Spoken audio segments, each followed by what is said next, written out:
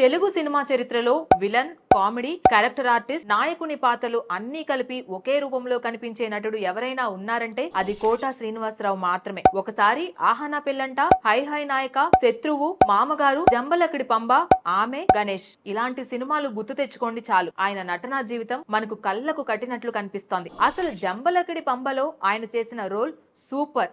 వేషం మార్చకుండా ఆడవారిలా నటించడం అద్భుతం. ఆ కాలంలో ఆ మహానటుడు జూలై 10, 1942 విజయవాడకు దగ్గరలోని కంకిపాడు అనే గ్రామంలో జన్మించారు. అప్పట్లో అది మద్రాస్ ప్రెసిడెన్సీ. ఇప్పుడు మాత్రం తెలుగు సినిమా పటములో ఓ అక్షర సింహవాహనంగా నిలిచిన పేరే కోట. సైన్స్ లో డిగ్రీ చదువుతూ నాటక రంగం వైపు అడుగులు వేశారు. బ్యాంక్ ఉద్యోగంలో చేరిన ఆ కళల వేదికల వెలుగు కోసమే తన స్థిర ఉద్యోగాన్ని వదిలారు. 1978లో ప్రాణం ఖరీదుతో మొదలైన సినిమా ప్రయాణం ఇప్పటి వరకు 750కు పైగా సినిమాలు, ఎన్నో భాషల్లో నిలిచిన గుర్తింపు. ఒకటే భాషలో కాకుండా తెలుగు, తమిళ, హిందీ, కన్నడ, మలయాళ సినిమాల్లో నటించి ప్రతి పాత్రకు తనదైన రంగు నింపిన నటుడు మన కోటా శ్రీనివాసరావు. ఆ నలుగురులో జీవితాన్ని ఆలోచింపజేసిన కోటయ్య, స్టూడెంట్ నెంబర్ 1లో లీకేజ్ సాంబయ్య, దూకుడులో మల్లేష్ గౌడ్, సర్కార్ లో సెల్వర్ మణి, కృష్ణం వందే జగద్గురుంలో సుబ్రహ్మణ్యం, ఇలా ప్రతి తరానికి కూడా తాను ఒక గుర్తుగా నిలిచారు. కోటా శ్రీనివాసరావు కెరీర్ విషయానికి వస్తే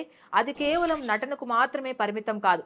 అది ఒక యాత్ర, ఓ గొప్ప ప్రయాణం. ప్రాణం ఖరీదు సినిమా ద్వారా వెండి తెరపై అడుగుపెట్టి విలన్ గా, కామెడీ ఆర్టిస్ట్ గా, సీరియస్ క్యారెక్టర్ గా అన్నిట్లోనూ తాను పర్ఫెక్ట్ అని నిరూపించుకున్నారు. రేపటి పౌరులు, గోవిందా గోవిందా, మల్లీశ్వరి, పౌర్ణమి, లీడర్, రక్త చరిత్ర, అత్తారింటికి దారేది, కృష్ణం వందే జగద్గురం ఇలా ఏ పాత్రలోనైనా జీవించగల శక్తి ఆయనకు ఉంది. తెలుగు సినిమాతో పాటు హిందీ, తమిళ, కన్నడ, మలయాళ సినిమాల్లోనూ తనదైన ముద్ర వేశారు కోట. చదువుకునే రోజుల్లోనే డిగ్రీ చేస్తూ ఎన్నో నాటకాలలో పాల్గొనడం, స్టేట్ బ్యాంక్ లో ఉద్యోగం చేసి అది వదిలేసి నటనపై పయనం చేయడం వంటి వివరాలు ఆయన నిజమైన ఆశయాన్ని చెబుతున్నాయి. ప్రతిఘటనలో రాజకీయ నాయకుడిగా నటించి తొలి నంది అవార్డును అందుకున్నారు. గాయంలో గురునారాయణ్, ఆ నలుగురులో కోటయ్య, లిటిల్ సోల్జర్స్ లో మేజర్ హరిశ్చంద్ర ప్రసాద్ పాత్రలు ఆయన కెరీర్ లో మైలురాళ్లుగా నిలిచాయి. Shivaji, the boss, gentle man, మజా వంటి తమిళ సినిమాలకు తెలుగు డబ్బింగ్ కూడా అందించారు.